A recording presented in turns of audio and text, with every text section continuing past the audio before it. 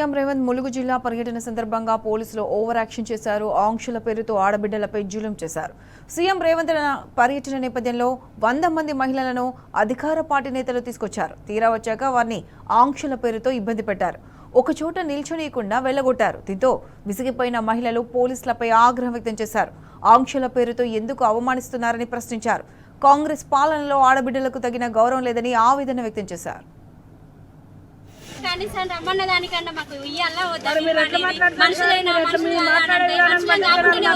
ఇక్కడికి ఎందుకు వచ్చినాం అసలు?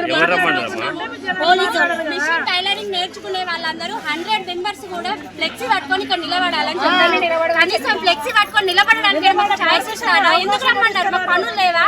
మేమన్నా తినడానికి లేక వచ్చినామా? ఇక్కడికి దేనికి వచ్చినాం అసలు?